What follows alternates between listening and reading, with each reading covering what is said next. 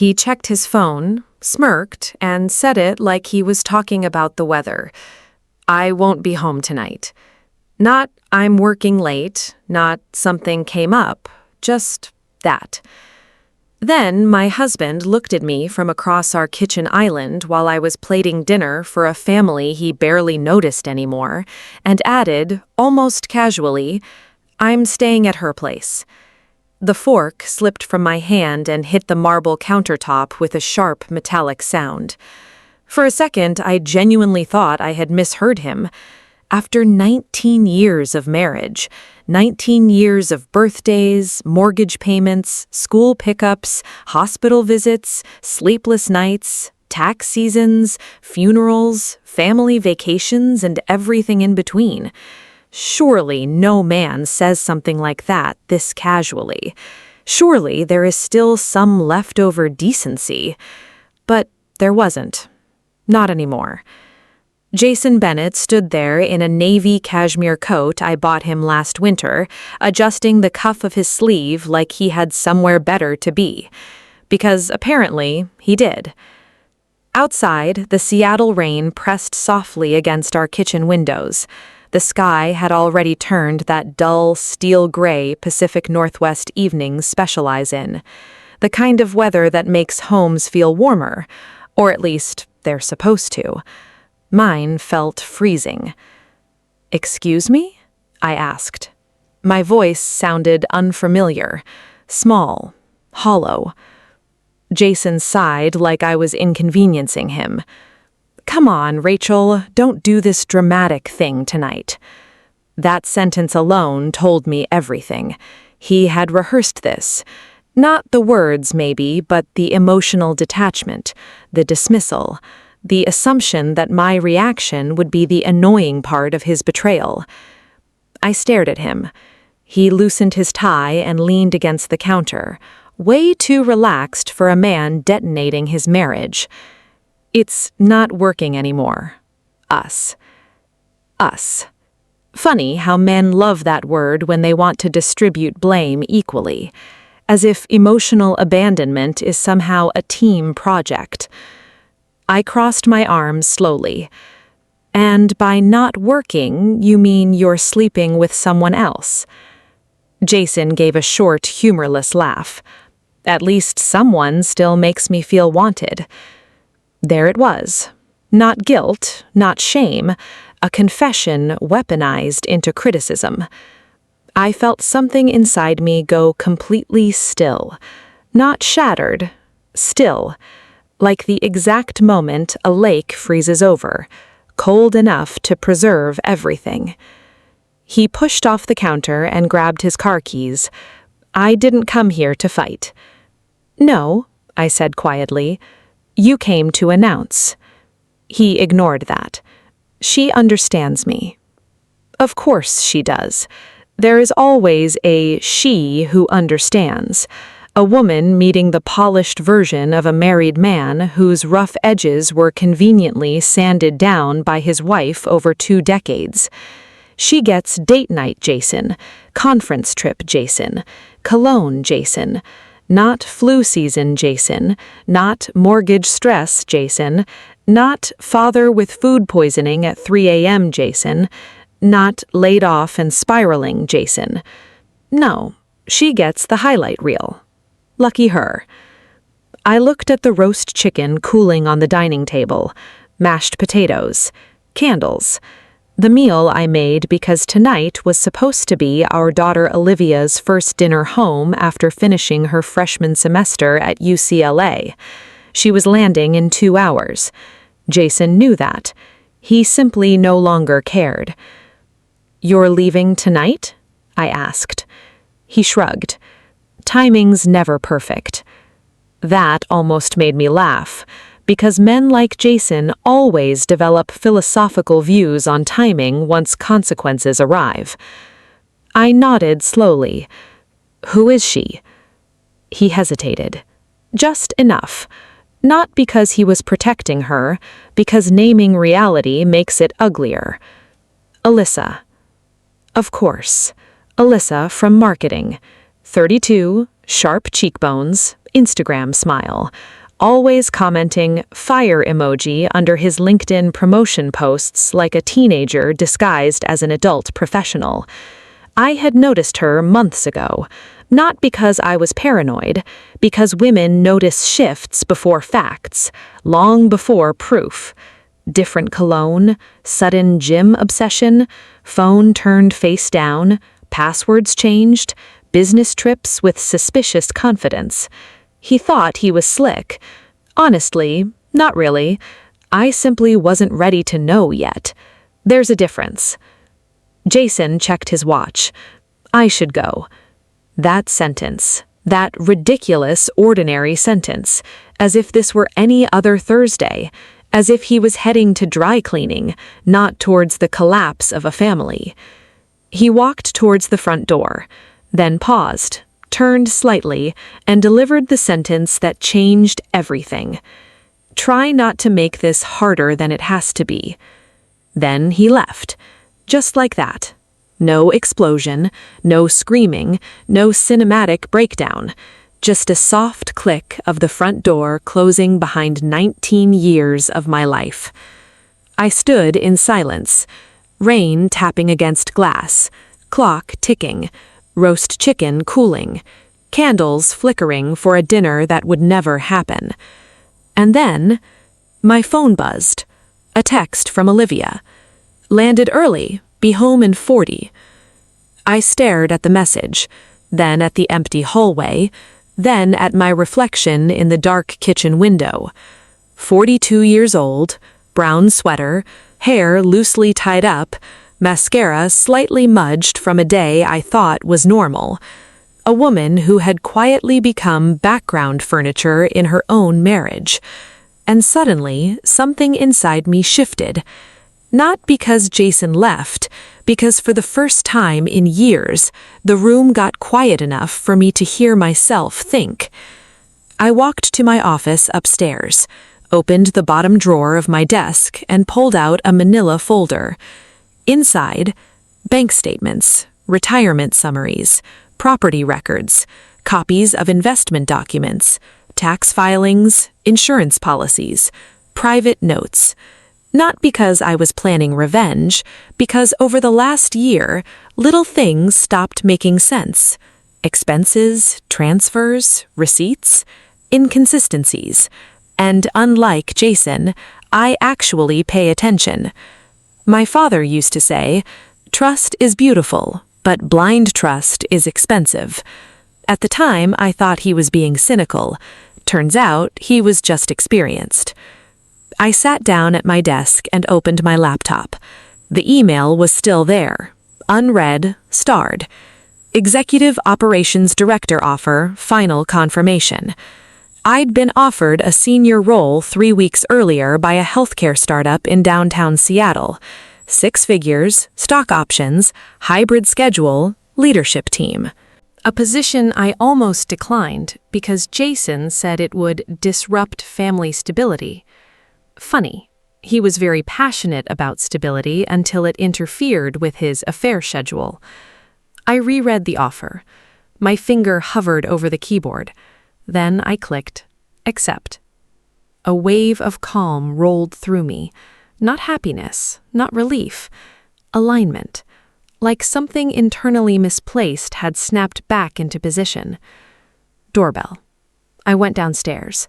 Olivia stood there with a suitcase, wet hair from drizzle, oversized hoodie, and that same bright smile she's had since childhood. "Mom!" She hugged me tightly, then immediately pulled back. What happened? Kids know, even when they're technically adults. They know. I forced a smile. "Come inside." She looked past me. "Where's Dad?" I inhaled once, deep, measured, and said the sentence I never imagined I'd say to my daughter. "Your father is with another woman tonight." Silence. Pure, stunned silence. Olivia blinked twice, then laughed once, not because it was funny, because her brain rejected it. "What?" I nodded. She set her suitcase down slowly. "No, Dad wouldn't." Then she saw my face and stopped talking. Oh my God. We sat at the kitchen table under warm pendant lights while rain continued falling outside. The dinner remained untouched. I told her everything, not dramatically, just facts. She listened, hands wrapped around a mug of tea she wasn't drinking. By the end, her eyes were glossy, not from tears, from disillusionment. That specific heartbreak children feel when parents become human in the worst possible way. "He really said that?" she asked. I nodded. "He said she makes him feel wanted." Olivia stared at the table, then whispered, "That is such a midlife crisis cliché." Despite everything, I laughed. A real laugh. Small, sharp, unexpected, and weirdly healing. She reached across the table and squeezed my hand. "What are you going to do?" That question hung in the air. For years, I had shaped my life around what other people needed from me. Wife, mother, mediator, calendar manager, emotional support human. Now, suddenly, I was being asked what I wanted, and I actually had an answer. "I'm done shrinking," I said. Olivia studied me, then nodded slowly, like she understood more than I'd ever realized. Good. That night, after she went upstairs to unpack, I sat alone in the living room. House silent, rain softer now, phone face up beside me. 11:47 p.m. No text from Jason. Not even performative guilt. Nothing. And honestly, that told me everything I needed to know. Around midnight, my phone finally buzzed.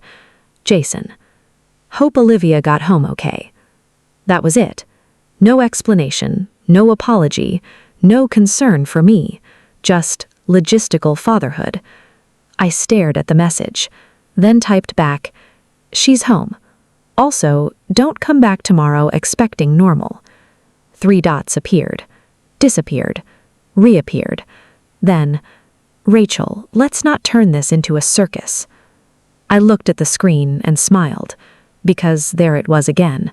That arrogance, that belief he still controlled the emotional framing, as if my pain required his approval. I locked my phone, placed it face down, and for the first time in years, slept peacefully, not because my life was okay, but because denial was finally over, and clarity, while brutal, is still cleaner than confusion. The next morning, I woke up at 5:46 a.m., no alarm, just instinct.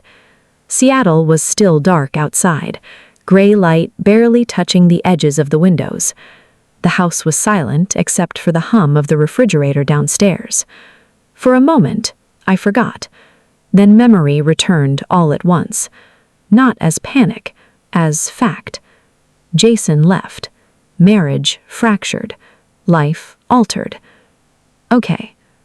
I got out of bed, made coffee, and sat alone at the kitchen island where less than 12 hours ago my husband casually informed me he was sleeping elsewhere.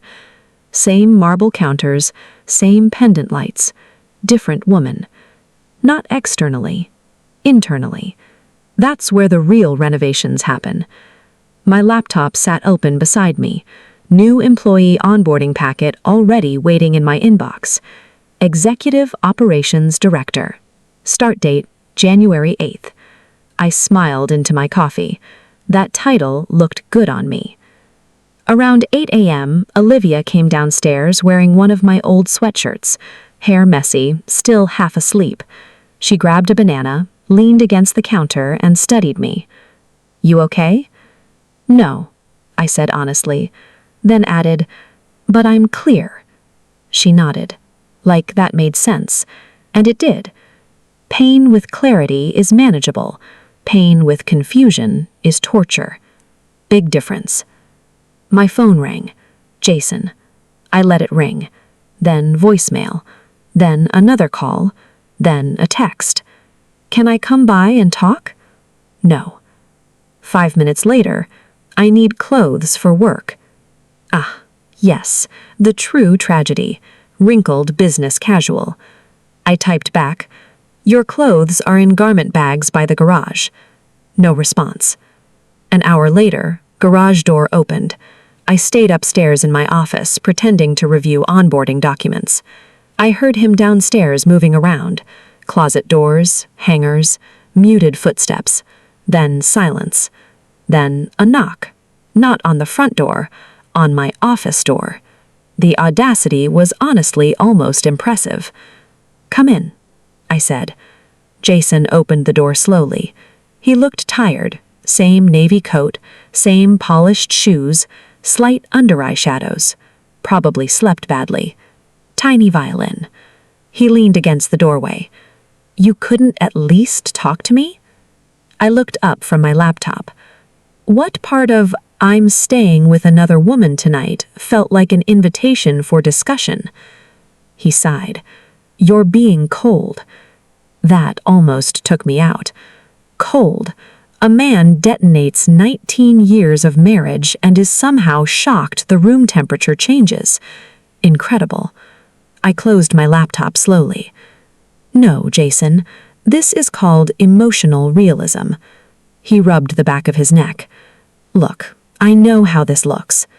"You mean terrible?" He ignored that.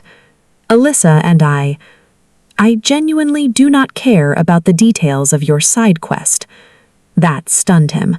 Not because I was rude, because I interrupted him. Men like Jason are rarely interrupted, especially wives they mentally categorized as emotionally manageable. He stared at me for a long moment, then asked quietly, "So what now?" There it was, the real question. Not guilt, strategy. He still thought this was negotiable, like maybe after some emotional turbulence, I'd eventually settle into the familiar role of patient woman adjusting around male chaos. Nope, not this season. "I accepted a new executive role yesterday." His eyebrows lifted. "What?" "I start in January." He blinked. "You took that job?" "Yes." Jason laughed once, short, disbelieving. "Wow, so this is revenge?" "No," I said calmly. "This is momentum." That shut him up. He stepped into the room fully now. "Rachel, let's be adults here. Translation, please behave in a way that minimizes consequences for me." I folded my hands. "You left your family to sleep with a coworker and are now asking me for emotional moderation." He clenched his jaw. "It's not that simple." "No," I agreed. "It's actually embarrassingly simple." He looked away, toward the bookshelf.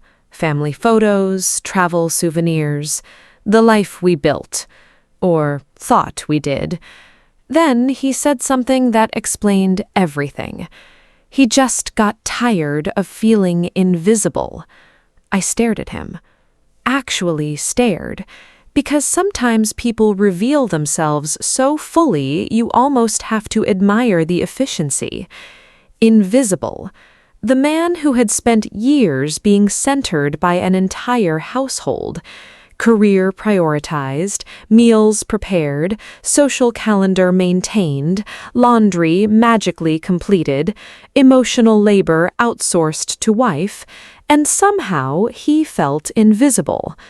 I laughed, not kindly, not cruelly, just honestly. "You have got to be kidding me." Jason frowned. "What?" "You didn't feel invisible, Jason. You felt ordinary." That landed. Hard. I could see it. Tiny flinch. Because that was it. Not invisibility. Aging. Routine. Mortality. Predictability. The horrifying realization that adulthood is not a permanent highlight reel. And instead of developing emotional depth, he outsourced his existential crisis to a 32-year-old marketing associate. Cool. Love that journey for him. He crossed his arms. "So that's it? You're done?" Such a simple question, such a complicated answer. Was I done? No, I had actually been done in tiny, invisible ways for years. Done every time he dismissed me, done every time my needs got labeled inconvenient, done every time I made myself smaller so his ego could remain spacious. This was simply the official paperwork stage. Yes, I said, and for the first time, I meant it completely. Jason looked at me like he was seeing a stranger. Not because I changed overnight, because I stopped translating myself into something easier for him to consume. That's all. He nodded once, slowly, almost respectfully, then asked something softer, unexpected. Did you love me? Past tense. Interesting choice. I considered it carefully. Yes, I said. His shoulders loosened slightly. Then I added, but I loved a version of you that stopped existing a while ago. That one hit, you could tell. He nodded once, then left. No dramatic exit, no shouting, just quiet consequences. After he drove away, I stood at my office window watching gray Seattle drizzle soften the edges of the street, and I realized something startling. I did not feel abandoned. I felt released. 3 weeks after Jason moved out, the house started sounding different. Not quieter, exactly, just cleaner. Like all the invisible emotional static I had been living inside for years had finally been unplugged. No tension humming beneath conversations. No subtle criticism folded into ordinary moments. No careful monitoring of someone else's mood before deciding what version of myself was safest to present. Just space. Pure, honest space. And wow, turns out oxygen is underrated. Every morning, I woke up before sunrise and sat by the kitchen window with coffee while Seattle slowly came alive outside. Rain, delivery trucks, dog walkers in expensive raincoats pretending this weather was charming. For the first time in years, I was no longer beginning my day already emotionally behind. That alone felt revolutionary. Olivia noticed it too. "You laugh more now," she said one afternoon while helping me organize pantry shelves. I paused, because she was right. Not constantly, not dramatically, but naturally, like laughter no longer had to squeeze past emotional debris to escape. That realization hurt more than I expected, not because I missed Jason, because I hadn't realized how much of myself I had been rationing. Meanwhile, my new job started better than I could have scripted. The office overlooked Elliott Bay, floor-to-ceiling windows, sharp people, fast pace, actual intellectual stimulation. Nobody asking what was for dinner while I managed multi-million-dollar operational logistics. Refreshing. My first week, I sat in strategy meetings with founders, analysts, department heads, and legal teams. And every time I spoke, people listened, not politely, seriously. My ideas weren't cute, my input wasn't helpful, it was valuable. Turns out, 19 years of running a household, coordinating family systems, managing budgets, anticipating crises, scheduling chaos, and emotionally regulating an entire ecosystem is excellent executive training. Corporate America just gives it a better title. One Thursday, after a presentation, my CEO stopped me outside the conference room. "That process redesign you proposed," she said. "Brilliant." Brilliant.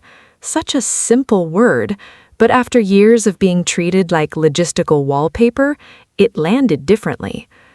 That night, I sat in my parked car after work and cried for exactly 4 minutes. Not because I was sad, because being seen after years of invisibility can feel strangely overwhelming, like sunlight hitting rooms you forgot existed. At home, life kept rearranging itself around new realities. Lawyers were involved now, of course, because no modern marital collapse is complete without expensive professionals politely itemizing emotional damage. Asset division, property evaluations, retirement analysis, account disclosures. Nothing dramatic, just administrative heartbreak. Jason hated this phase, you could tell. Not because it was unfair, because it was precise. One afternoon, he called while I was leaving work. I answered mostly because curiosity is still human. "Hey," he said. He sounded tired. Not sexy tired, consequences tired. "What's up?" Long pause. Then, "Did you really have to request a full financial review?" I nearly laughed out loud in a parking garage. "Yes." "That feels aggressive." "No," I corrected. "Sleeping with your coworker and announcing it like a weather update was aggressive." Silence. Then a sigh. "You're making this harder than it needs to be." There it was again, his favorite sentence, as if my refusal to simplify his consequences was somehow the real inconvenience here. I leaned against my car. "Jason, I need you to understand something." He was quiet. "For years, my comfort was negotiable to you. Yours is no longer my project." That shut him up. Good. He eventually muttered, "You've changed." And honestly, that one almost made me smile. Because, no, not exactly. I had simply stopped over-functioning for someone emotionally underdeveloped. Subtle difference. "I'll talk to my lawyer," he said finally. "Love that for you." Then I hung up. Olivia laughed so hard when I told her later, she nearly spilled pasta on the floor. "Mom," she wheezed, "who even are you?" I smiled. Honestly, still figuring that out.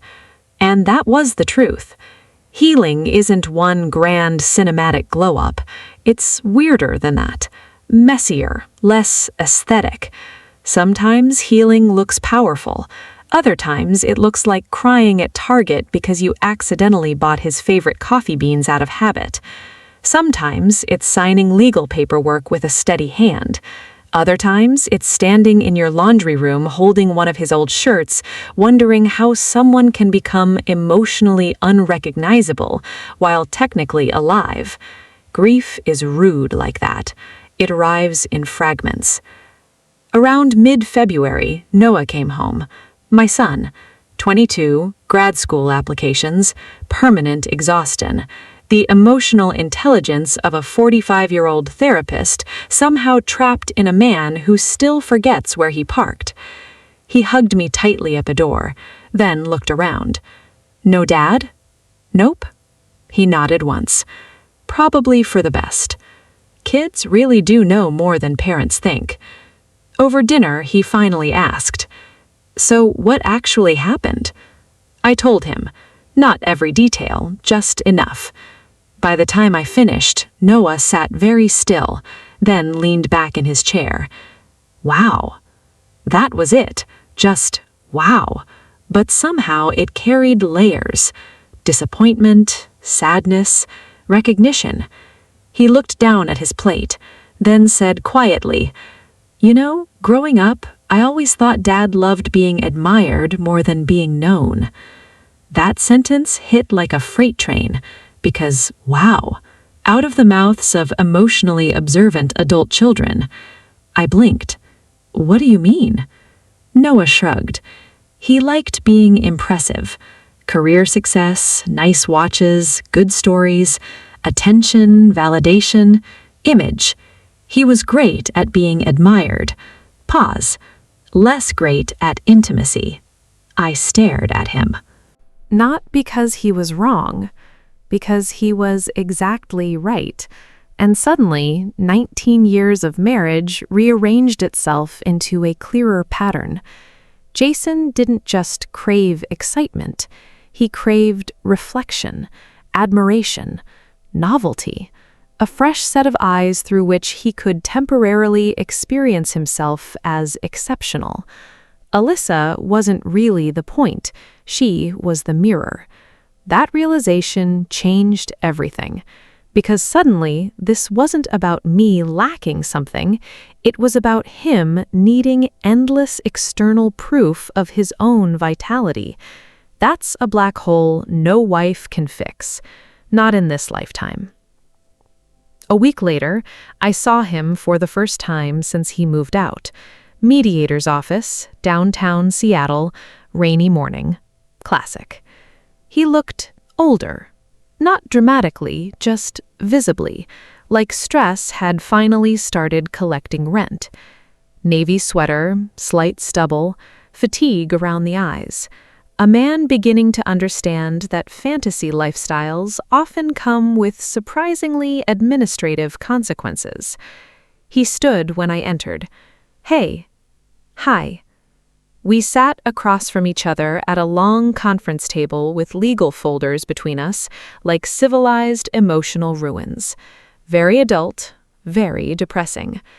The mediator spoke. Numbers, assets, schedules, terms. My attention drifted occasionally toward Jason, not longing, observation. He seemed smaller somehow, not physically, energetically.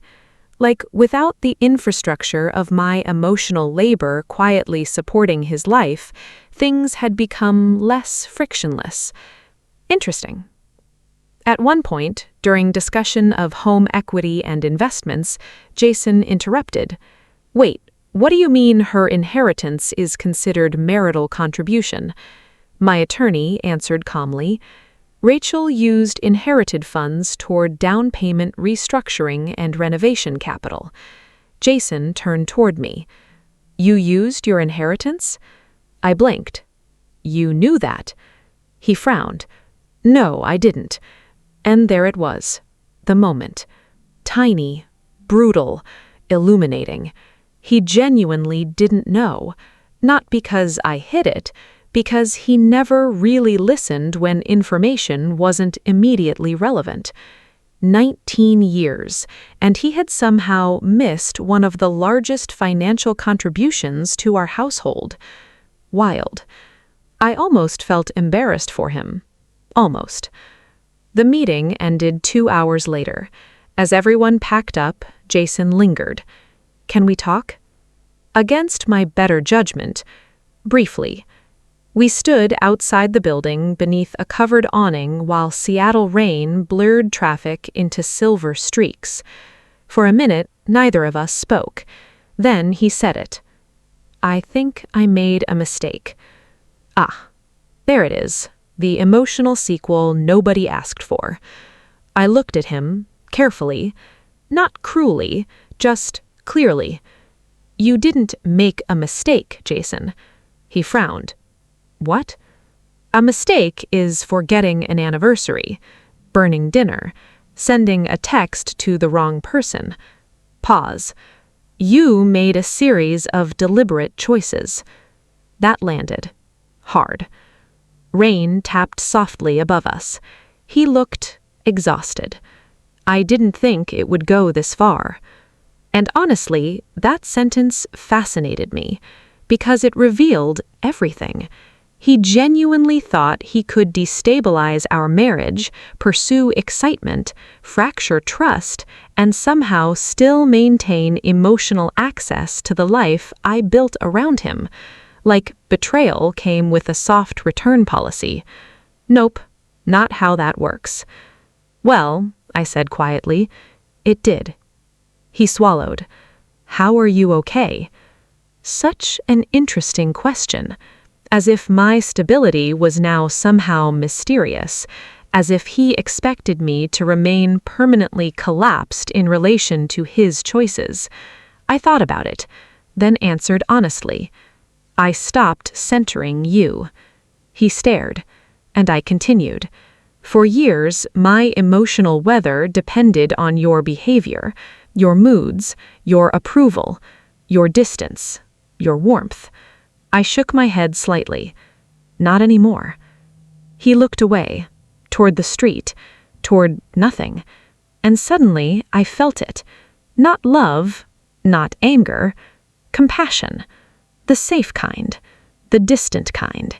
The kind you feel for someone's pain you can acknowledge without volunteering to carry. That's when I knew, really knew, I was done. Not performatively, not temporarily. Done in the cellular sense, the irreversible sense. Jason exhaled. Are you happier without me? Straight to the ego, huh? Classic. But weirdly, the answer was simple. Yes. No hesitation, no cushioning, just truth. He closed his eyes briefly, like that physically hurt, and maybe it did. Good. Not out of revenge, out of accuracy, because some truths are painful specifically because they are precise. When he opened his eyes again, something in him shifted. Not fixed, just quieter, like resistance was finally getting tired. He nodded once, then gave a small, sad smile. I guess I underestimated you. I almost laughed. Massively. That made him laugh too. First shared laugh in months. Short, strange, human. Then I stepped away from the awning, into the Seattle rain. He called after me once. Rachel. I turned, and he said softly, I did love you. Past tense. Again. Interesting. I looked at him for a long moment, then replied, I know. And walked away. Not because I didn't care, because I finally cared about myself more. By the time spring arrived in Seattle, the divorce was nearly finalized. Cherry blossoms lined neighborhood streets like the city was trying way too hard to romanticize personal collapse. Cute. But honestly, I appreciated the effort. Life had settled into something I no longer felt the need to survive. That was new. Not because everything was magically fixed. Nothing about rebuilding is magical.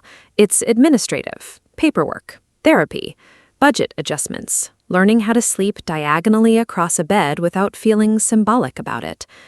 But slowly, what once felt like devastation began feeling more like reorganization.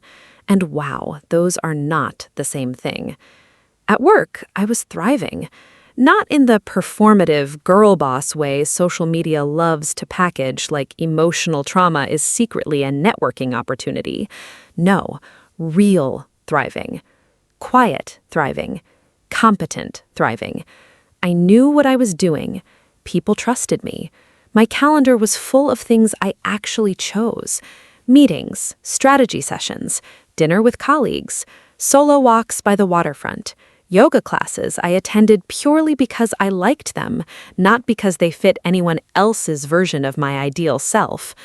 Turns out, when your life stops orbiting another person's emotional instability, you suddenly have bandwidth. Who knew? One Friday evening, I stayed late at the office, finishing a quarterly review. Most of the building had emptied. Downtown lights shimmered across Elliott Bay. Rain streaked softly down the glass. Classic Seattle aesthetic. I was packing up when my phone buzzed. Jason. I stared at the screen for a second, then answered. Hello? He sounded different. Not upset, not defensive, just stripped down. Hey. Pause. I know it's late. What's going on? Another pause. Then, Alyssa moved out. I blinked. Not because I was shocked, more because I was amazed this plotline had taken as long as it did. Oh. She said I was emotionally unavailable. Reader, I almost choked.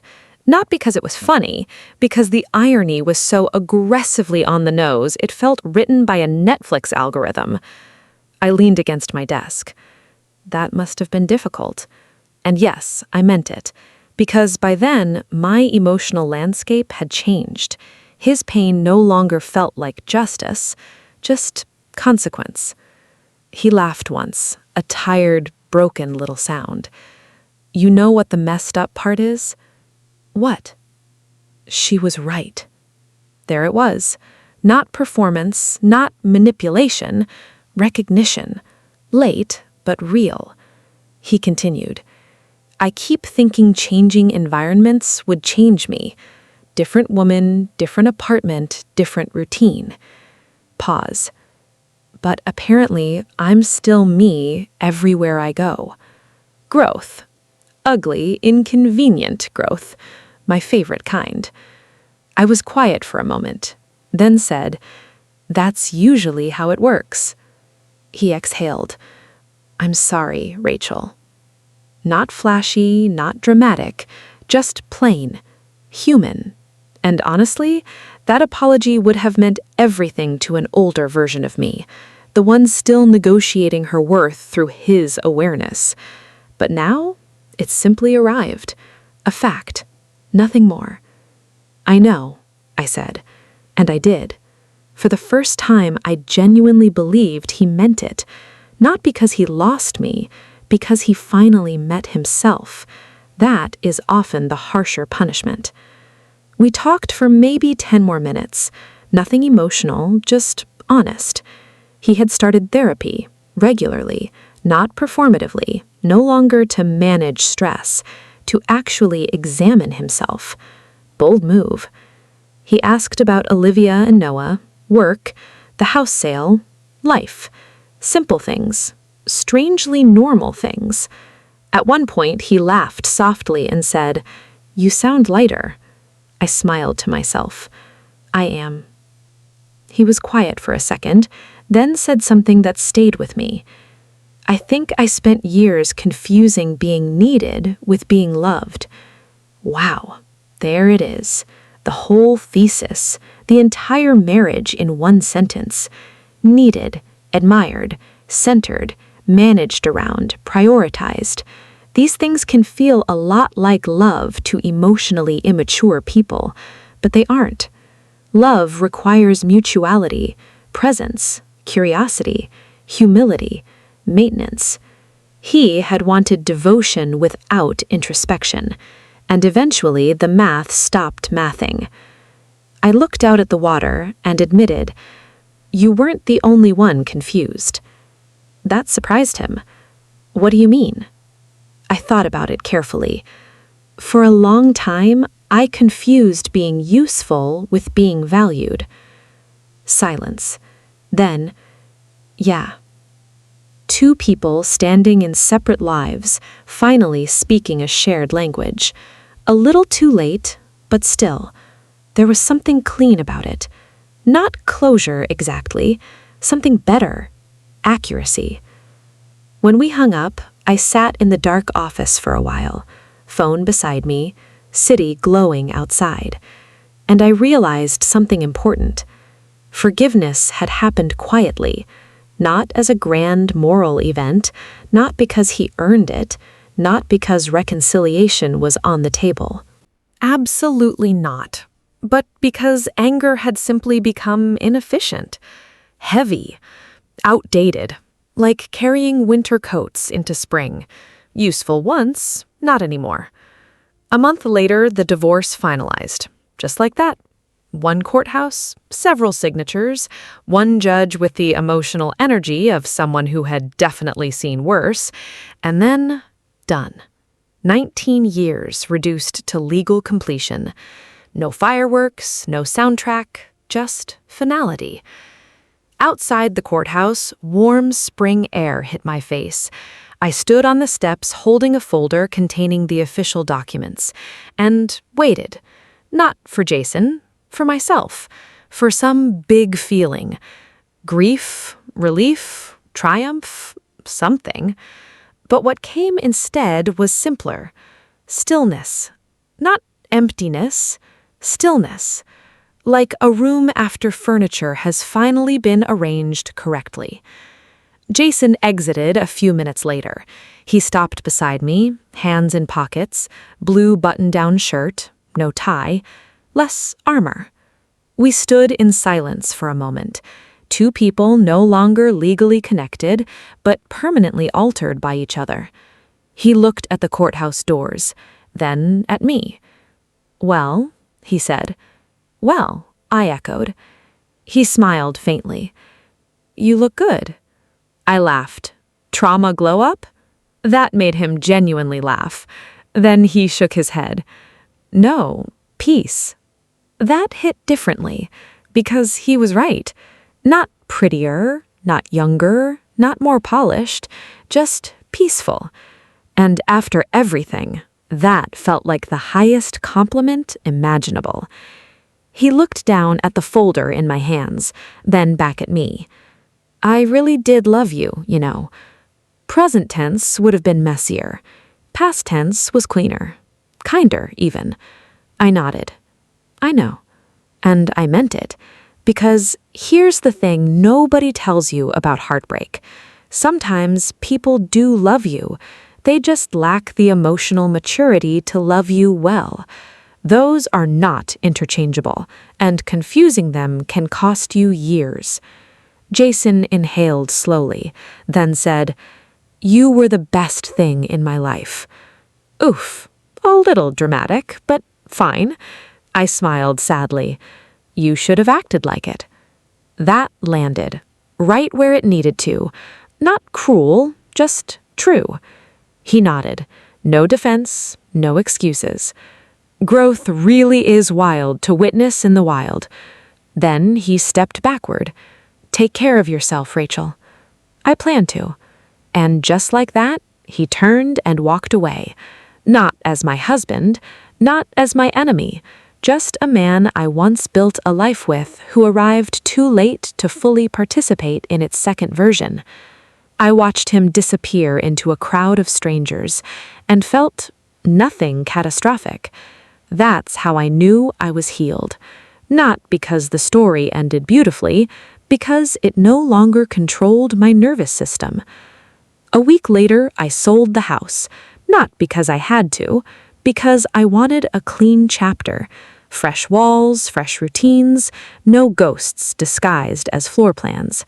I bought a modern townhouse closer to downtown, smaller, warmer. Mine. Olivia helped decorate. Noah assembled furniture badly, but enthusiastically. We ordered Thai food on the living room floor, surrounded by half-open boxes and mismatched throw pillows. At one point, Olivia raised a glass of sparkling water. To Mom, she announced. I laughed. Oh, no. Yes, Noah said.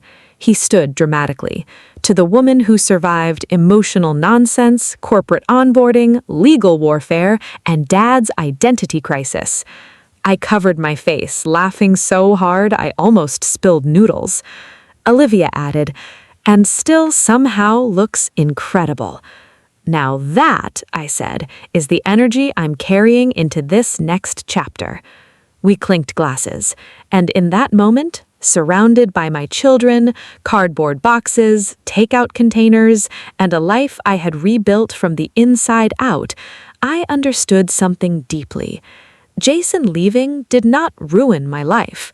It interrupted a version of it that was already asking to end. Big difference. Sometimes what feels like abandonment is actually redirection. Sometimes heartbreak is not destruction. It's exposure, a harsh spotlight showing you where you've been disappearing. And sometimes the most painful betrayal in your life becomes the exact event that forces you back into your own center. Not because suffering is noble, it isn't, but because clarity is powerful, and clarity usually arrives dressed like inconvenience. If there's one thing I learned, it's this. Never confuse loyalty with permanence. Loyal people stay longer than they should, love harder than they should, explain away things they should not. But eventually, even the softest hearts reach a threshold. And when they leave, they do not return as the same person. Not colder, just clearer. And clarity is expensive, but worth every cent. Later that night, after Olivia and Noah left, I stood alone on my townhouse balcony overlooking the city lights. Seattle shimmered below. Cool air, distant traffic, a life still unfolding. Phone silent, heart steady, no performance required. No one to shrink around, no role to maintain. Just me, fully, at last. And honestly, that was more exciting than anything Jason had ever gone looking for. The end.